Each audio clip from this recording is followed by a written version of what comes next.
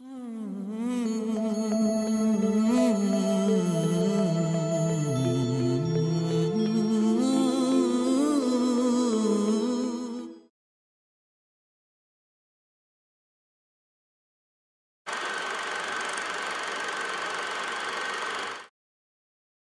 नेहा आणि निशूचा फोन आला आणि कळलं की तुमच्या लग्नाला 25 वर्ष पूर्ण झाली. एक 25 वर्षाचा फ्लॅशबॅक डोळ्यासमोर आला. मी आणि मकरंद दोघंही लातूरचे. 1992ला आम्ही कॉलेज ऑफ ॲग्रिकल्चर पुणे इथे ॲडमिशन घेतली. दोघं रूम पार्टनर होतं फर्स्ट इयरपासून अप टू 4th इयर दोघंही रूम पार्टनर होते. आणि मकरंद म्हणाला तर अत्यंत पॉझिटिव्ह, एनर्जेटिक, मनमौजी, लातूर गँगचा सदस्य आणि थोडासा आखूड होता. जास्त मक्याचे फ्रेंड होतील का नाही वाटण्यासारखं त्याचा अप्रोच आणि अरोगन्स वाटायचं लोकांना. त्यामुळे मुली असण्याचा काही संबंधच नाही असं आम्हाला सुद्धा वाटायचं. मग ते कोणीतरी मुलगी पटणं मक्याला, कारण मक्या हो म्हणेल किंवा विचारेल हे दोन्ही गोष्टी पॉसिबिलिटी वाटायच्या नाहीत. पण 1993ला एका चक्रीवादळाची एंट्री झाली. एका चक्रीवादळाची एंट्री झाली आणि त्या चक्रीवादळाचं नाव ज्योती.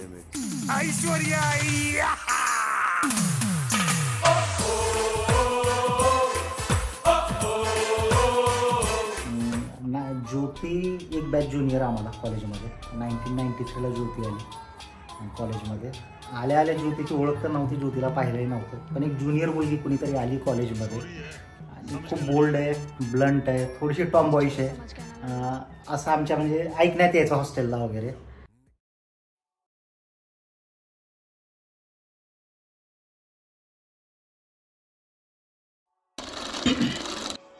सेकंड इयरला आम्ही असताना कोंढणपूरला आमचा NSS कॅम्प आहे. फर्स्ट इयर आणि सेकंड इयर स्टुडंट्सचा एकत्रित NSS कॅम्प अरेंज केलेला होता. तिथं आम्ही सगळी गेलेलो होतो. माझं लक्ष गेलं एक फर्स्ट इयरच्या स्टुडंट्स मुलींचा ग्रुप, एक 3 मुलींचा ग्रुप आमच्याकडं असा सातत्यानं बघतोय.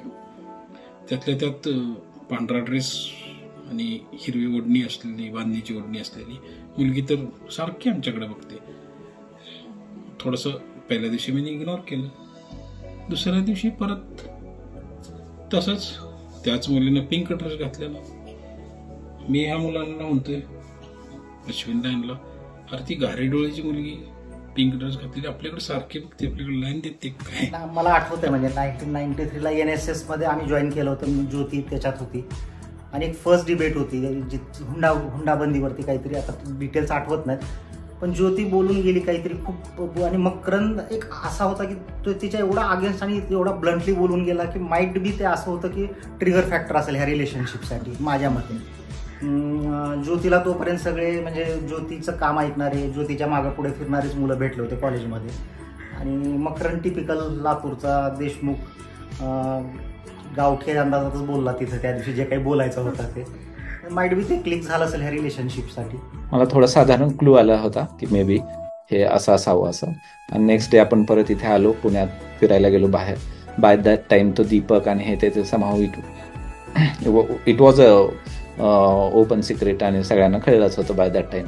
आणि that was the second day की ज्याच्यामध्ये ते फॉर्मल काही प्रपोजल झाला असेल किंवा नाही झाला असेल, आम्हीच काहीतरी बोलून गेला असेल सगळ्या दोघांच्या मध्ये. आणि इट वॉज डिसाइडेड की you are in relationship or something.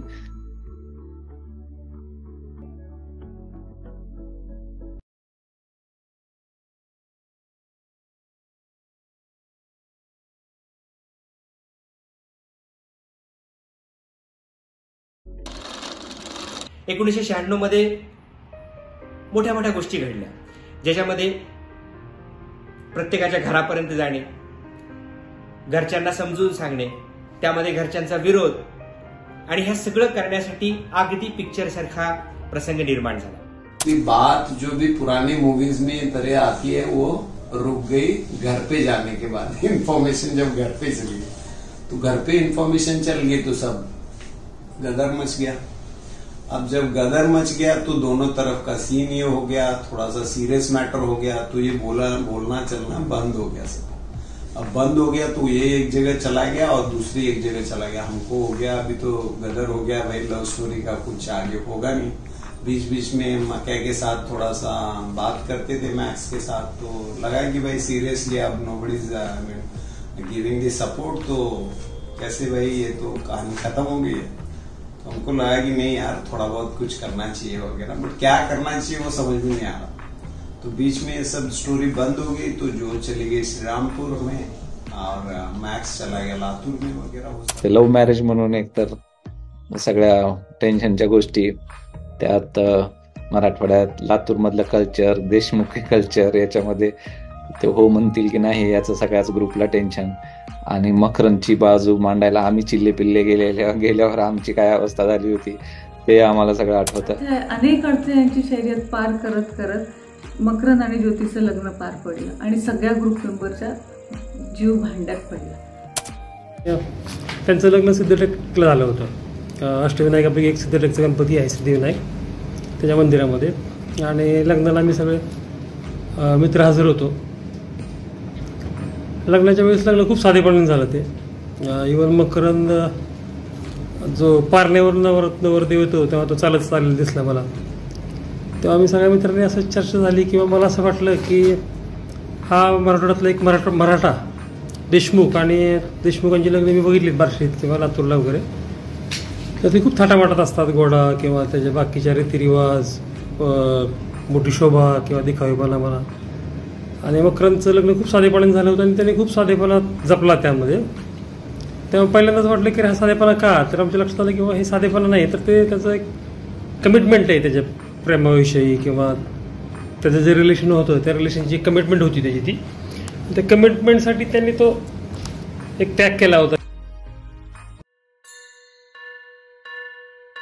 स्वस्ति श्री गणनायकं गजमुखं मोरेश्वरं सिद्धितं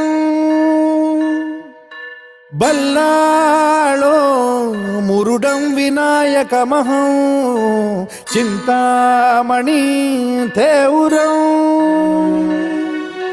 लेण्याद्रिं गिरिजात्मकं सुरवरं विघ्नेश्वरं मोझनं ग्रामो रांझण संस्थितं गणपतिं कुर्यात् सदा मंगलं शुभमंगल सावधान.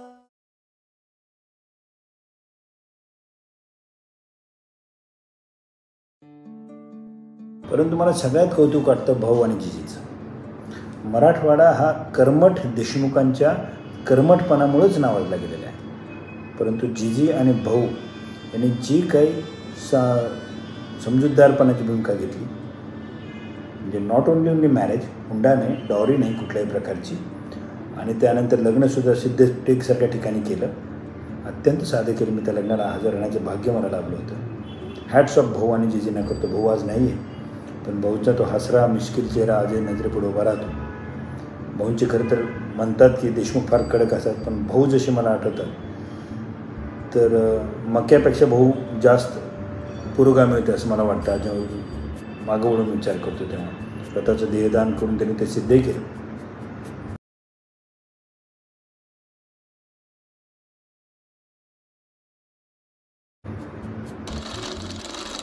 1998 ते विवाहबंधनात अडकले आणि 2000 त्यांच्या कुटुंबामध्ये पहिलं कन्यारत्न आलं आणि त्यानंतर साधारणतः 2005 त्यांना दुसऱ्या कन्यारत्नाचे आगमन त्यांच्या कुटुंबामध्ये झाले. छूकर मेरे मन को किया तूने क्या इशारा,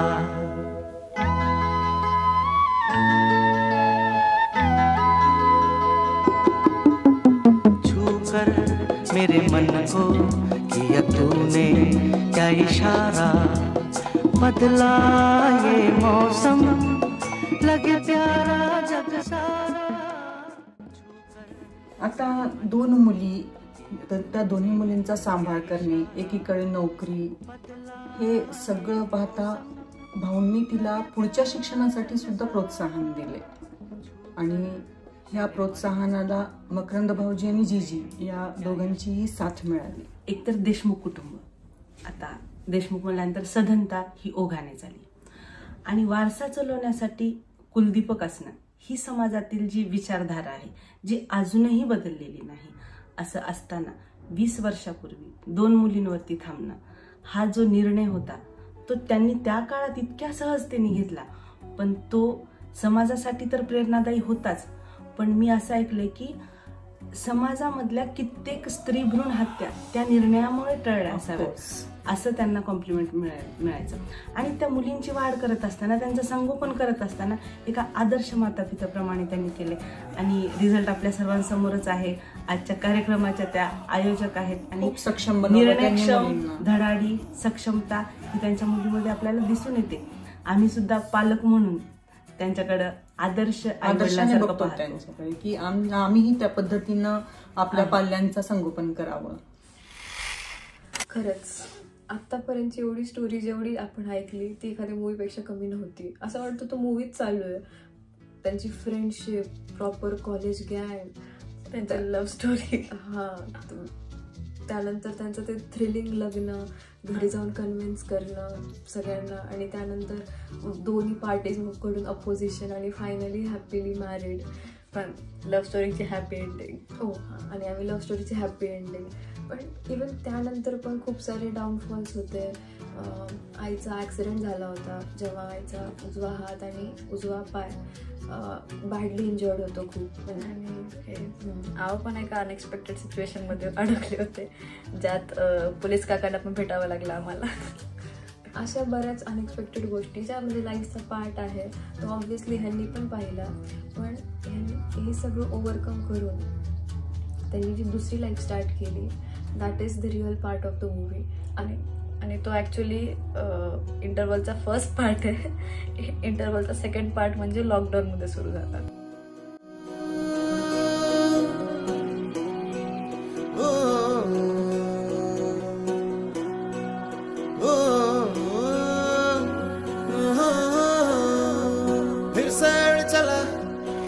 छोड़ा है जहान नीचे मैं तुम्हारे अब हूँ हवाले. अब दूर दूर लोग बाग मीलों दूर ये वादियाँ, धुआं धुआं तन हर बदली चली आती. मध्यंतरी ज्योतीचा खूप मोठा ऍक्सिडेंट झालेला होता. या ऍक्सिडेंट मधून ती कशी तरी सावरली. वाटत नव्हतं की ती चालू शकेल, परंतु मित्रांनो ती वेगवेगळे ऑपरेशन्स करून त्यांचे दोघांची मानसिक खंबीरता एवढी स्ट्रॉंग आहे आणि विल पॉवर एवढी स्ट्रॉंग आहे की ती नुसती चालायलाच लागली नाही तर धावायला लागली आणि ट्रेक करायला लागली. वेगवेगळ्या ट्रेक करायला लागली तर जवळपास अर्धा उत्तर भारत त्यांनी ट्रेकनं कव्हर केलेला आहे. एवढे ट्रेकिंगची त्यांना आवड लागली, छंद लागला आणि अशा प्रकारचे वेगवेगळे ट्रेक करायला लागल्यामुळे आज जर आपण पाहिलं तर आज त्या ट्रेकमधनं त्यांना आता अजून एक वेगळा छंद जडला, तो म्हणजे मॅरेथॉन पळायचा. रनिंग करायला लागले मित्रांनो. ज्योती आणि मकरंद दोघं जण अतिशय छानपैकी मॅरेथॉन पळतायत. 21 किलोमीटर हाफ मॅरेथॉन तर इझिली पूर्ण करतायत.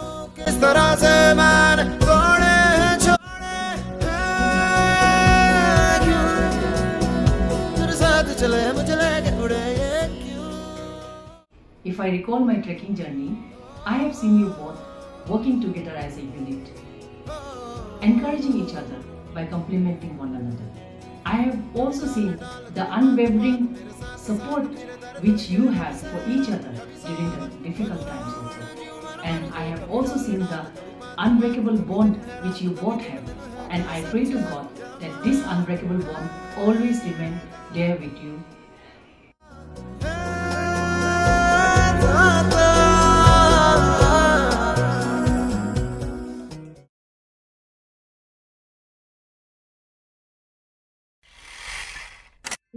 या माझ्या कठीण काळामध्ये दोघांची खूप मला मुलाची साथ लाभली आणि मला खूप त्यांनी दोघांनी मेंटल सपोर्ट केला.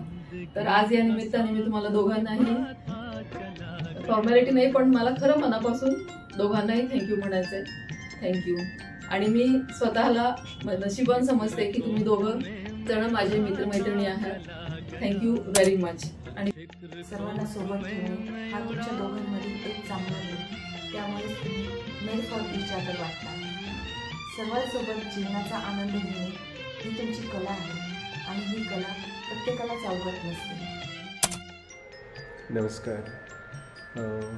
माझे वर्गमित्र मकरंद चंद्रसेन देशमुख आणि त्यांच्या अर्धांगिनी सो ज्योती मकरंद देशमुख यांच्या लग्नाचा रौप्य महोत्सवी वाढदिवस आत्ताच आपण साजरा केला आणि त्या पार्श्वभूमीवर आपण हा व्हिडिओ तयार करतो आहोत. मकरंद आणि ज्योती आपल्या दोघांनाही लग्नाच्या 25व्या वाढदिवसाच्या माझ्याकडून व माझ्या परिवाराकडून हार्दिक हार्दिक शुभेच्छा. 25व्या लग्नाच्या वाढदिवसाच्या हार्दिक शुभेच्छा. खूप खूप खूप शुभेच्छा. मकरंद आणि ज्योती, तुमच्या दोघांच्या लग्नाला 25 वर्ष पूर्ण झाल्याबद्दल मी मनापासून शुभेच्छा देतो. तुमचं यापुढचं आयुष्य देखील असंच आनंदाचं राहावं यासाठी देखील माझ्याकडून आणि सविताकडून तुम्हाला खूप खूप शुभेच्छा. ज्योती, तुझं विशेष कौतुक अभिनंदन यासाठी की आमच्या डेंजरस मित्राला तू 1992 पासून सांभाळतेस.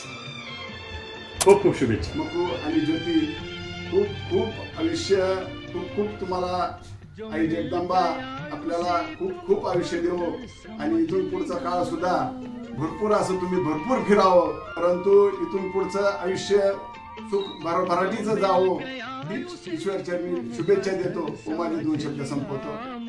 Good bye.